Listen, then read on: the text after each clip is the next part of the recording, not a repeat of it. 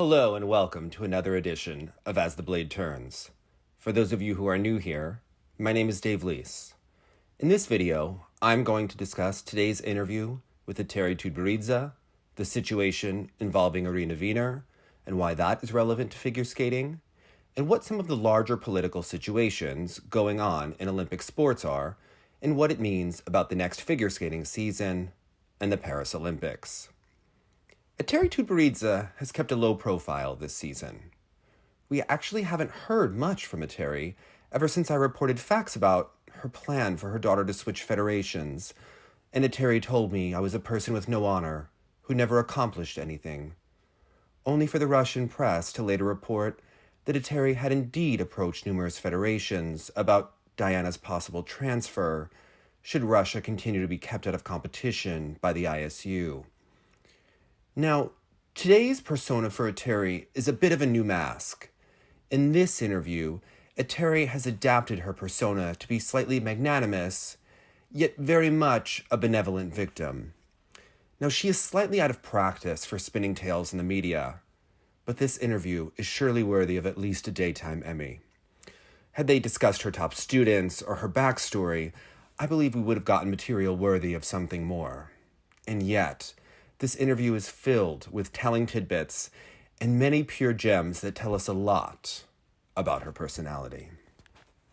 The translation I'm going to read is from FS Gossips, and the title of the article is "A Lot of Dirt is Poured Against Our Team.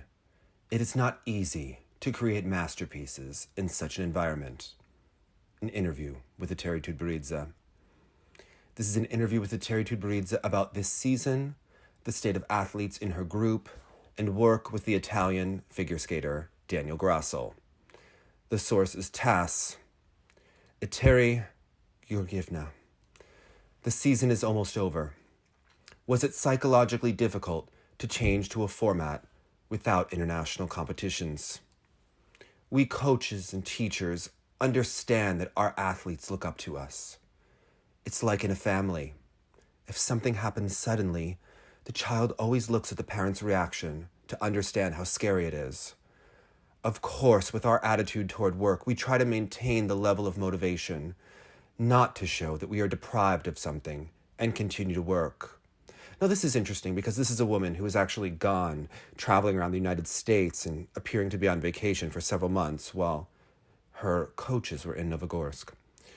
Now, they did talk a lot about the problems of motivation among athletes, but it's not easy for coaches either. It doesn't add joy, and subjective things like psychological pressure. A lot of dirt is poured against our team. It is not easy to create masterpieces in such an environment. But we are like a family. We experience it together. We take responsibility together and help an athlete if they have a desire to be in sports. We didn't leave anyone. I think it's really beautiful that Eteri is saying that she and her team take responsibility together, because as we're going to hear when she discusses certain situations, she's a real master of assigning responsibility for certain things. While the interviewer continues, perhaps it's a little easier for young athletes in this regard. Sofia Akacheva and Adelia Petrosian are not yet spoiled by international competitions. Each of them only had 2 stages of the Grand Prix. But with Kamila Valieva, it's a completely different story. When you go to international competitions over and over again, Grand Prix stages, European Championships, the Olympics, the attitude toward domestic competitions is slightly different. Only with the Russian nationals is it different, because these are qualifying competitions. The interviewer says this season was incredibly hard for Kamila. All things considered, yes. And none of us knows what will happen next. Maybe it will be even harder. But we were able to keep her at the proper level. We kept her Ultra C elements. Well, not her triple axel. And she showed her quad toe loops in the best possible way at the Russian Grand Prix final. She went to all competitions and became the first in the ratings. God bless. Now, this is really interesting because Eteri knew that Valieva was ranked first, even though she did lose the major competitions this season, but she, of course, was benefited by the fact that Sofia beat her at the Winter Nationals, and Adelia beat her at the Russian Cup finals. But Eteri is able to spin that fact rather well. So they continue. After the performance in St. Petersburg, she said that it was very difficult for her to skate, that the memories of the pre-Olympic championship were a lump in her throat. Well, it was visible after the free program. Eteri. After a short 6-minute warm-up, something washed over her. She came off the ice and cried, "I can't skate here." We tried our best to set her mind. In general, she was much better prepared than we were able to show in the end. Well, who, if not me, knows that constant pressure cannot become part of a habit? And let's not talk about it anymore. Then let's move on to the results of the Grand Prix final. What tasks did you set for the Russian champion, Sofia Akacheva, and the winner of the Grand Prix, Adelia Petrosian? They had a task to try to skate with new, complicated content. We put 2 triple axels in the first half for Sofia and advanced the second quadruple toe loop to the second half. But she began to grow a little, and when this happens, the functional ability goes to 0. The body and muscles do not have time, and the lungs and the heart are still small. We thought to make the programs a little easier, but psychologically, it would be a step backwards. How did Sofia overcome 4th place? In a quiet working mode, there were a lot of mistakes. But in general, I want to say that I don't see the point in moaning over the results from competition to competition. I was not in Perm, but I heard, for example, about dissatisfaction. Sofia Morviova won against Elizaveta Tuktamisheva. These athletes have the same content, but Lisa, for so many years, is of course a skater of higher components, which means that you can only beat her with more difficult content. And so scandal after scandal, judged unfairly here, underscored there. This was very annoying during the season, and it distracted from the competitive mood. We also had enough of judging injustices at times, but our team never allowed itself to discuss the results of the competitions. I think it's a matter of upbringing and permissiveness. Well, this is Eteri slighting Evgeny Plushenko for discussing the results of competitions, and yet she says that they also, at Hrustalny on Team Tutberidze, have suffered judging injustices at times. And you have to ask, when? When was the last time Eteri suffered a great judging injustice? When Anna Sherbakova was put over Tuktamisheva at the Russian Nationals? I certainly don't remember, but I am interested in Eteri's version of events. Well, the interviewer continued, "Then I will not ask you to comment on the scores of your athletes and return," this is great journalism, "and return to the results of the Grand Prix." At a press conference after the victory, 15-year-old Adelia Petrosian said the phrase, "I went to it for a very long time," which caused some to smile. Eteri, "But it's true. She was somehow underestimated in the components because she was small, not because she can't do crossovers. Not by age, but by height. See, she's petite.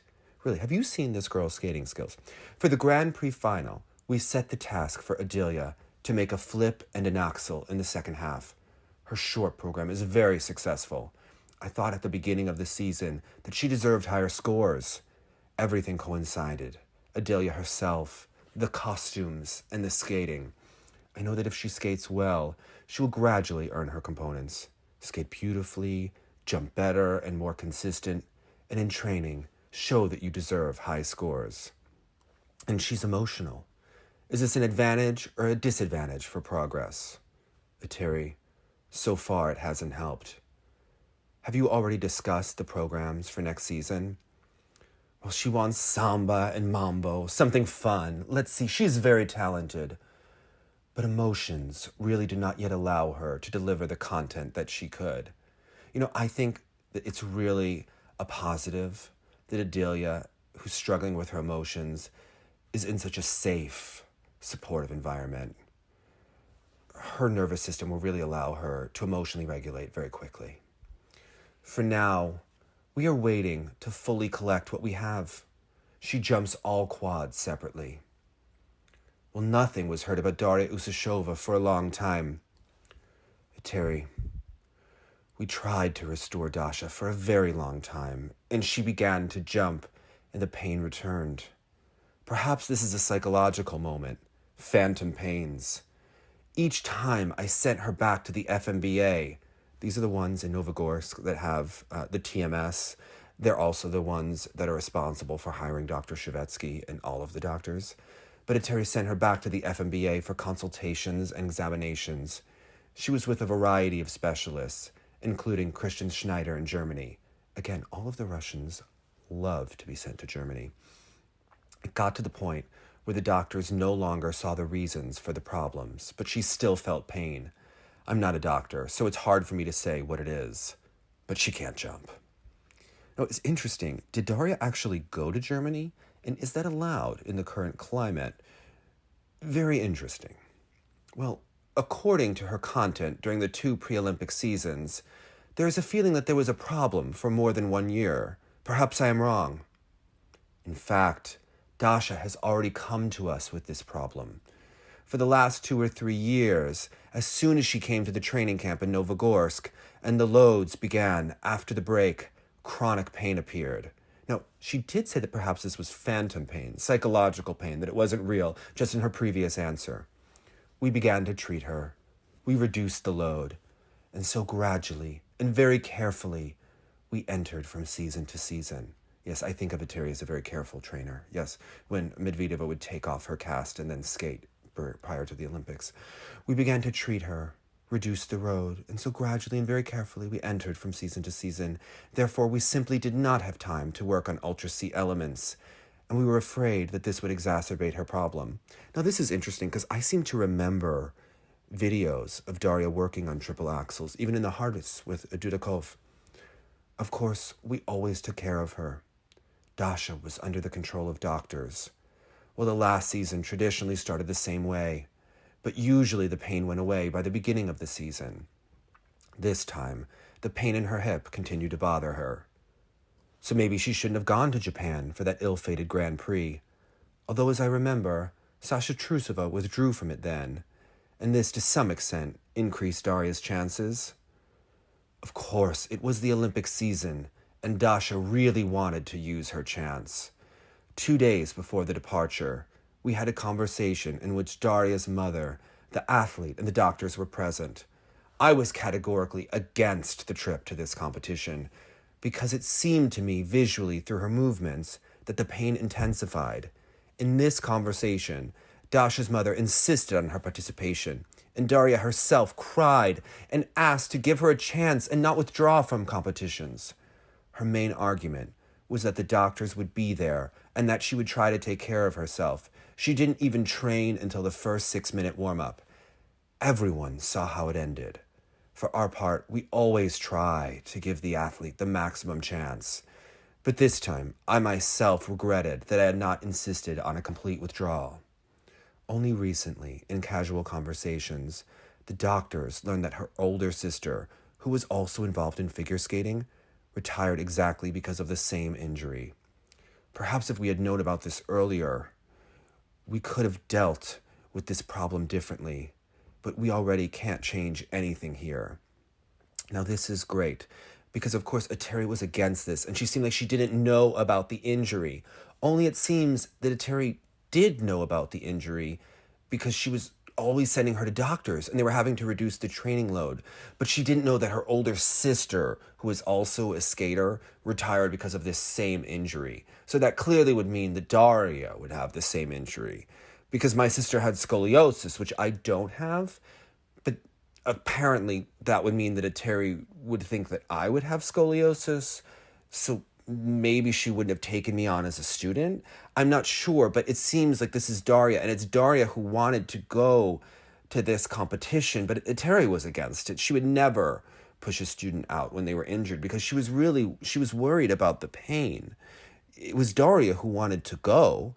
And this is interesting because she mentions about meetings, and we always hear that there are certain times that athletes actually have to sign papers before competitions that the coaches won't be responsible or perhaps sued based on their injury. And yet, are these skaters actually pressured into going to the competitions and signing these documents? We're never sure, but somehow the athletes always wind up at the competitions.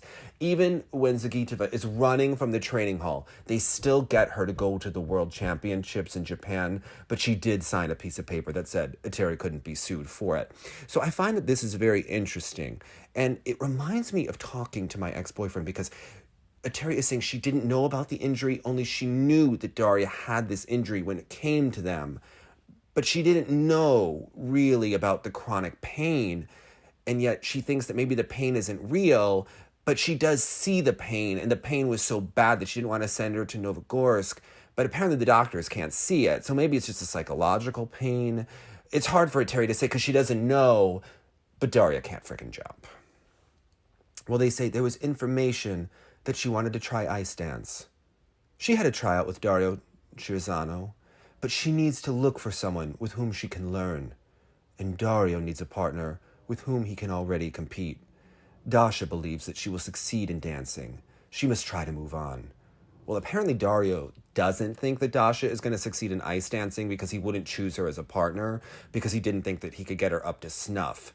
But Eteri is saying that Dasha is the girl who wants to learn. You know, that's kind of the plot of Yentl, if you've seen it. But yes, we certainly wish for Dasha to be a girl who wants to learn. And you know, her hairstyle always seems severe and old, perhaps like one of the babushkas in Yentl.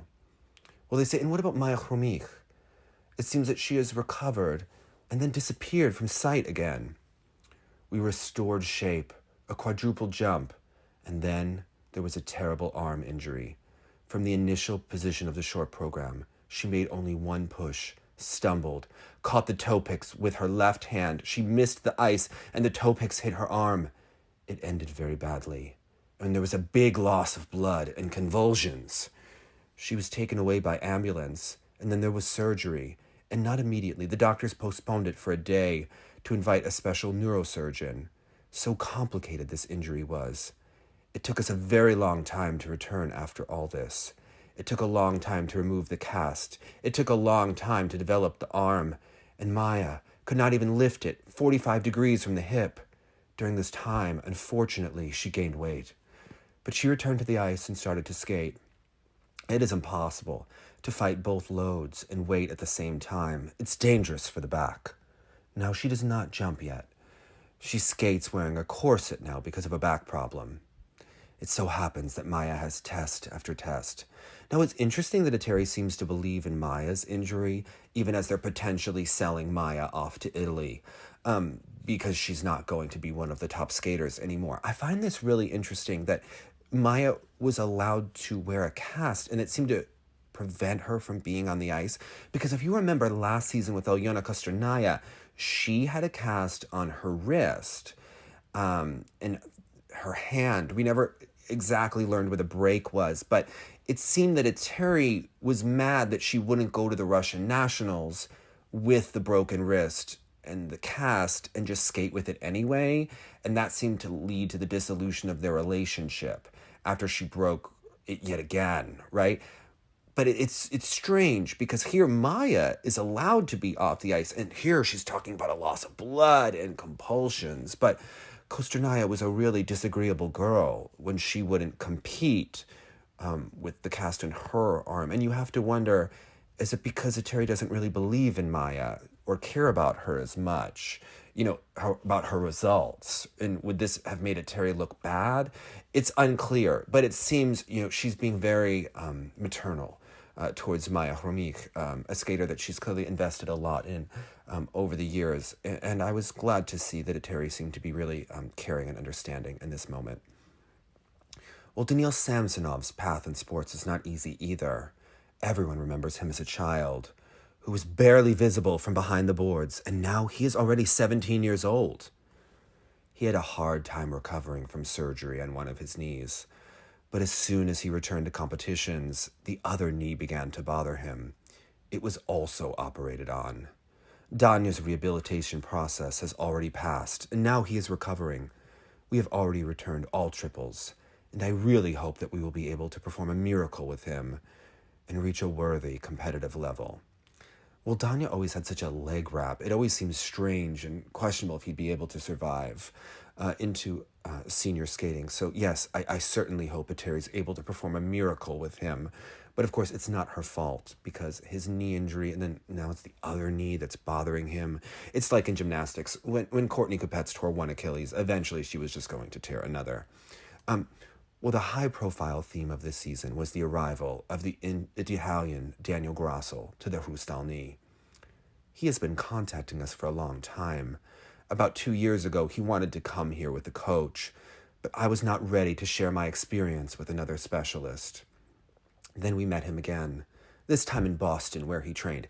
Yes, this was when Eteri was at the Skating Club of Boston. And if you remember, Becky Stumpf had to send out an email to everyone telling them that Eteri is not allowed on the ice under any circumstances, but they were going to let her there because they were trying to potentially court Benoit to joining the rink, and that was being flirted with and discussed, and they weren't sure, because we did see that Diana and Gleb were there to get their program, and Eteri was just there as a mother.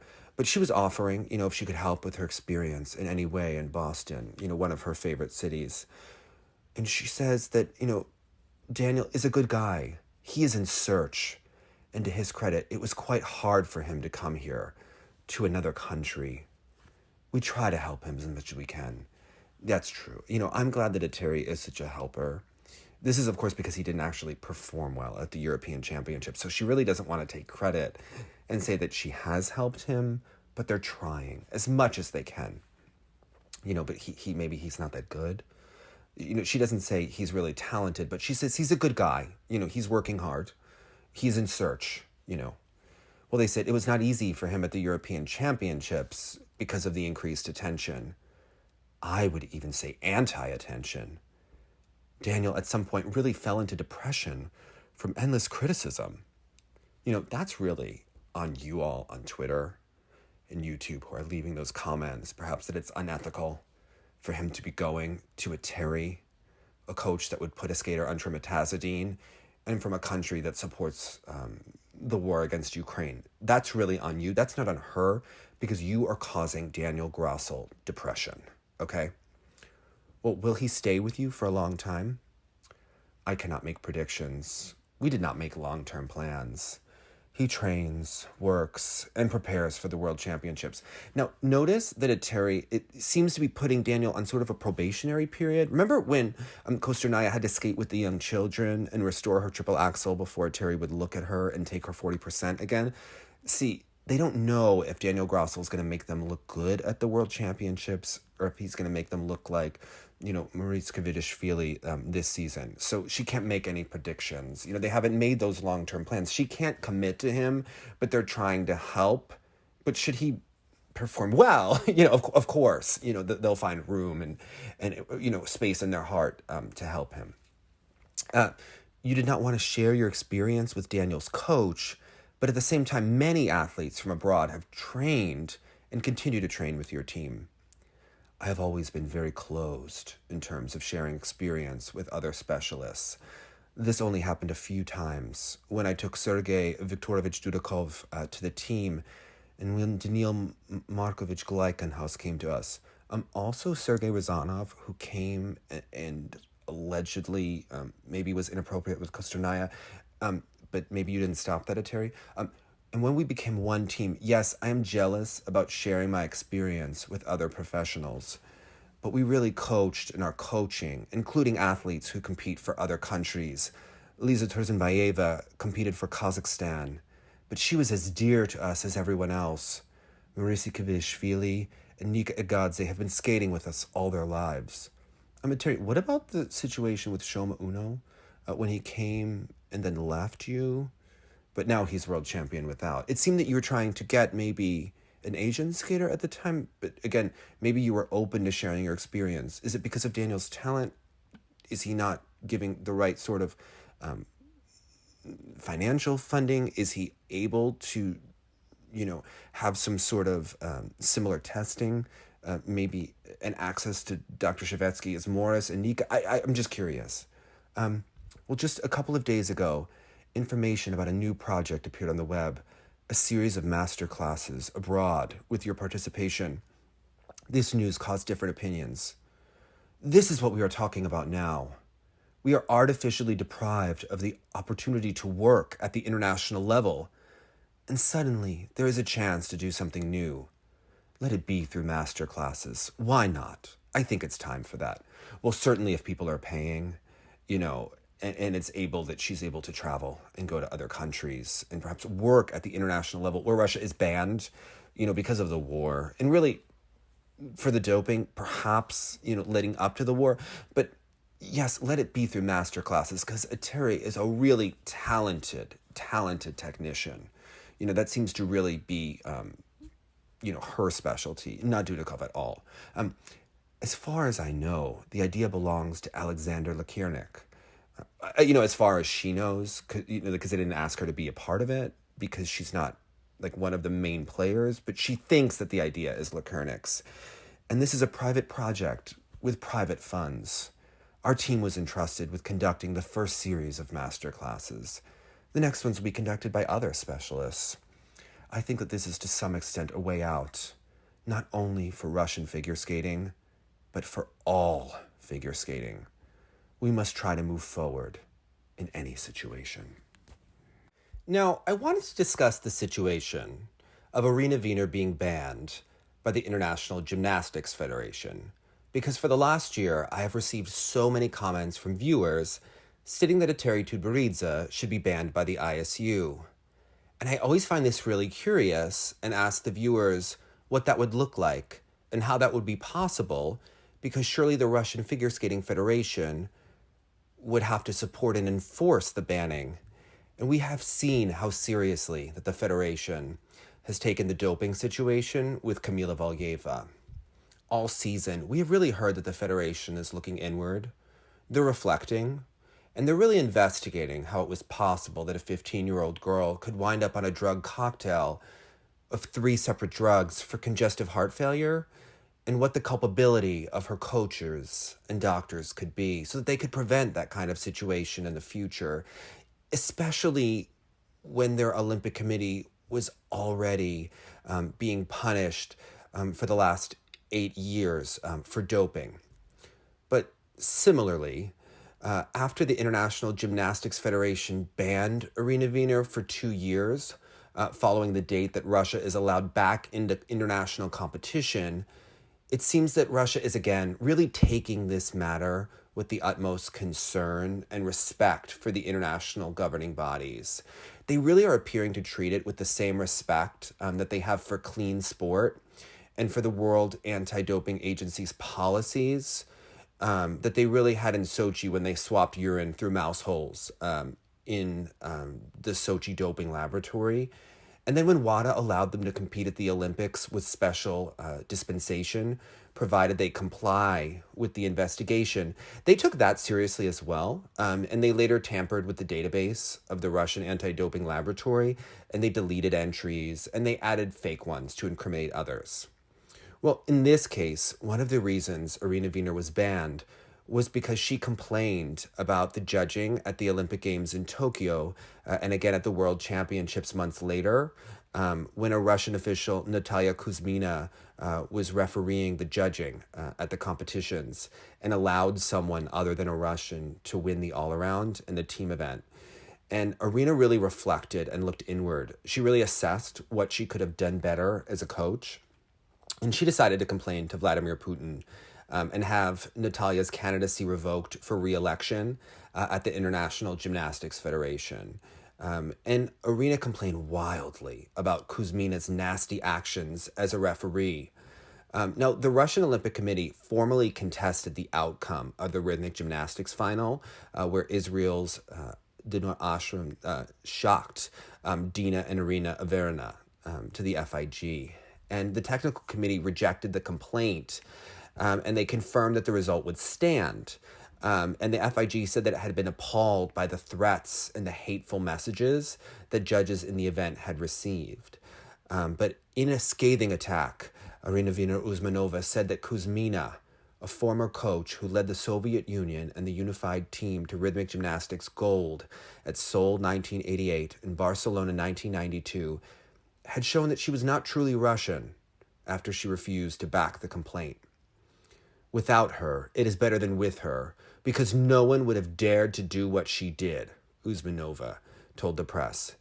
This person who did all of this, unfortunately, is from Russia. But the FIG elections were ahead, and she had to show the whole world that she was not a Russian, and she had no relationship at all.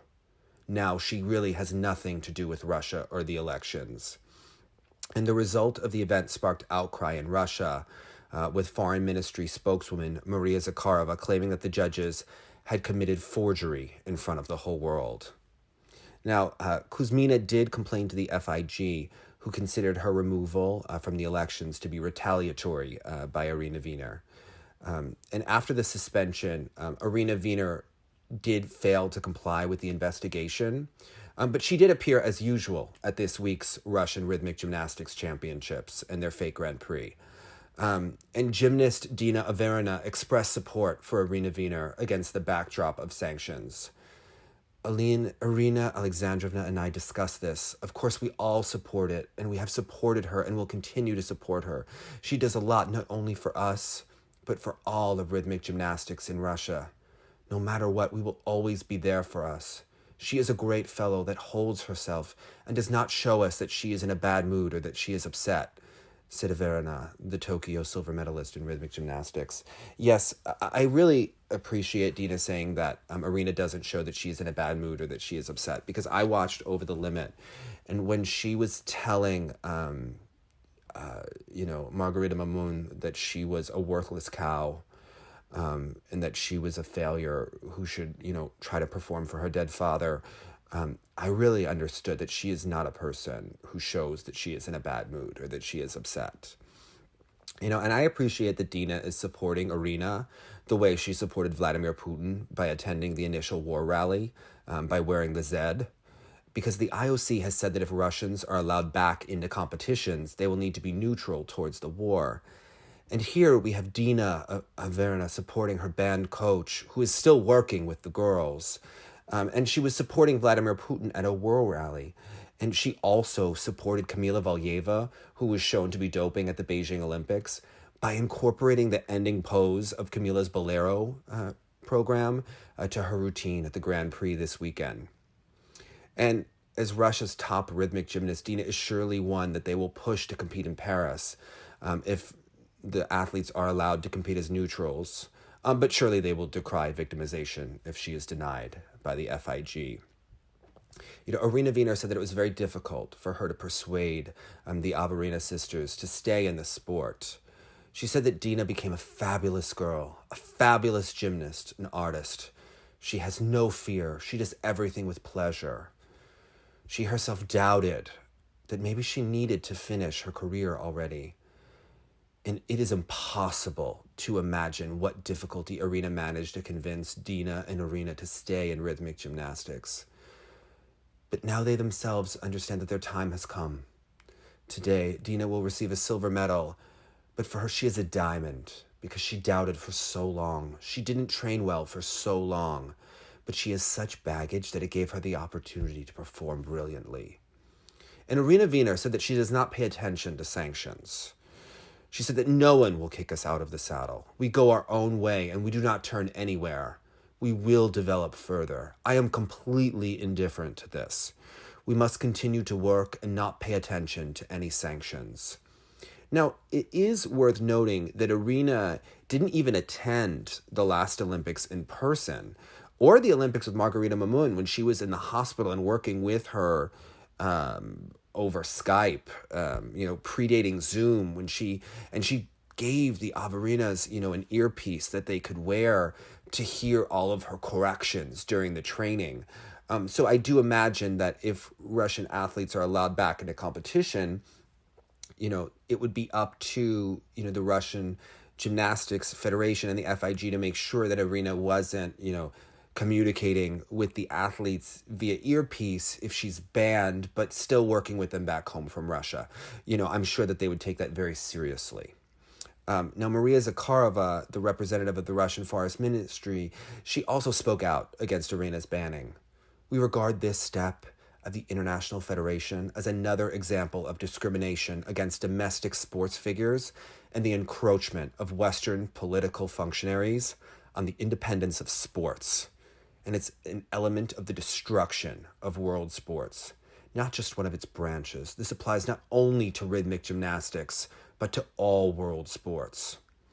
The official representative of the Russian Forest Ministry noted that it was no coincidence that she said that she is a legend. She's not just a coach. She is a person who in many ways created the current world of rhythmic gymnastics. And Teta Tarasova also emotionally reacted to the removal of Irina Wiener. The best are buried alive. They want to work only with people who are silent, do not have their own opinions. They only want to work with dependent people who bow. This applies not only to them, but to us too. They don't like people with strong character, either here or there. I don't know where we can go. This is ugliness, an outrageous fact, said Tarasova. Irina Wiener spoke about the impact of the sanctions on Russian rhythmic gymnastics. Now, I don't watch these world and European championships. I'm not interested. I watch our tournaments and understand that they are the real world championships. A huge number of regions participate in them. 60 teams entered the last national championships in group rhythmic gymnastics, which has never happened before. There's a very serious struggle for high marks in getting into the national team. We are moving forward at a good pace. I think that rhythmic gymnastics in our country has only begun to gain strength thanks to these sanctions. The country's leadership creates all the opportunities for us to ensure that Russian rhythmic gymnastics is at the same high level. We have the same training camps. We have the same medical care. Everything remained at the same high level. We have not lost anything, but on the contrary, we have gained a lot in the last year. Now our gymnasts meet very often on the carpet in this palace, where excellent conditions have been created. Many more children have become involved in rhythmic gymnastics. I think that someday the suspension will end, but we do not stop, and we make new programs. And we also need to give the International Olympic Committee its flowers for gaslighting, because they continue to go back and forth on their stance on allowing Russian and Belarusian athletes back into competition, because they recently did say that the ban should continue to be enforced. But as they respond to these petitions not to allow Russian and Belarusian athletes back into competition, their response is really similar to a tactic that's used by people with personality disorders to stir confusion when they go back and forth and back and forth. Perhaps you will recall Eteri's position on whether or not she knew Darьya Usacheva was injured. Well, in a great article today, the International Olympic Committee has stated that it hopes that the British government will respect the autonomy of sport after its Secretary of State for Digital Culture, Media and Sport, Lucy Fraser, wrote to sponsors urging them to back a ban on Russia and Belarus. Fraser penned a letter to members of the IOC's Olympic Partner Program outlining the government's concerns over the two nations' participation in international sports. And the IOC responded in a statement where it said it is not up to governments to decide which athletes can participate in which international competitions. This would be the end of world sport as we know it today. We very much hope that the British government will respect the autonomy of sport, which it has emphasized in so many decisions, statements, and UN resolutions. The global governing body cited the latest UN resolution in its argument, and the motion was adopted during the UN General Assembly last December and supports the independence and autonomy of sport as well as the mission of the International Olympic Committee in leading the Olympic movement. The IOC is adamant that the decision of which athletes can take part in international competitions should be solely down to sports organizations and based on sporting merit. Now, this is very interesting because recently fencing allowed Russia back into competition, and a member of the German Federation said that they were being pressured to allow the Russians back. Otherwise, they weren't going to be allowed to host fencing competitions in Germany. The statement continued that in accordance with this, Olympic sponsors are not involved in the decision-making process.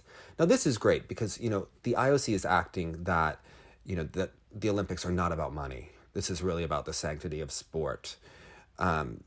and they are saying that the consultations with all of the stakeholders of the Olympic movement, the athlete representatives, the 206 national Olympic committees, and the international federations, as part of the democratic decision-making process, are still ongoing. It really seems that they are acting in a very democratic decision-making process by, essentially really chastising anyone who would support a ban on Russian and Belarusian athletes. And they say it is in this context that it is important to note that participation in the Paris Olympic Games is not a part of these discussions, but they're instead focused on the upcoming international competitions for which these international federations have the sole authority. Right. So they're saying that the Paris 2024 Olympic Games are not a part of these discussions, but these upcoming international competitions serve as the international qualifying competitions for spots at the Paris 2024 Olympic Games. And Fraser gave to almost every single major Olympic sponsor. Panasonic was the only one omitted because it had Japanese management and not a UK-based chief executive. And she protested the IOC's shift to explore a pathway for the return of Russian and Belarusian athletes likely to compete as neutrals in time for the Paris 2024 Olympics. So in February, Fraser chaired an international summit that brought together more than 35 nations, including France, to discuss the participation of Russian and Belarusian athletes. And it resulted in a coalition of 35 countries signing a joint statement calling on the IOC to clarify the definition of neutrality for Russian and Belarusian athletes to compete at the Olympics. And the group complained that there was a substantial lack of clarity and concrete details on a workable neutrality model. And they urged the IOC to address these issues. Well, last week, the International Fencing Federation decided to enable the return of Russian and Belarusians at its event from the second half of April this year. And Thomas Bach decided not to comment on the matter. But they have taken note of this decision. Because remember, they're saying that all of these federations should be leading the decision. And this federation, which was the pocket federation of Alisher Usmanov, who's the husband of Irina and a close friend of Vladimir Putin, is allegedly still influencing the federation and somehow managed to have this federation pressure the member countries to allow Russian and Belarusian athletes back, which the IOC is just taking note of. But they're saying, again, Paris 2024 is not a part of these discussions. They're just focusing on the upcoming international competitions, which are, in fact, qualifiers for the Olympics. So, again, we need to really give credit to the IOC for their leadership and their clarity on whether or not Russian and Belarusian athletes will be allowed to participate at the Olympics. Because it seems like the IOC doesn't want to be blamed, so perhaps they're going to say that these international federations are really leading the charge. Also, it's important to note that the ISU is also one of these international federations that's going to be deciding whether or not Russian and Belarusian athletes should be able to return. And if you recall, they didn't actually appeal to the Court of Arbitration for Sport, demanding that Kamila Valieva be banned. They thought that the court should just determine that. They didn't really have a position there. And it's also interesting that at the recent Four Continents Championships, they invited Alexander Lakurnik, the longtime vice president from Russia, a banned nation, to be an honorary guest in Colorado Springs. So I think we can see how seriously the ISU is taking the banning of Russian and Belarusian athletes as well. Thanks for watching.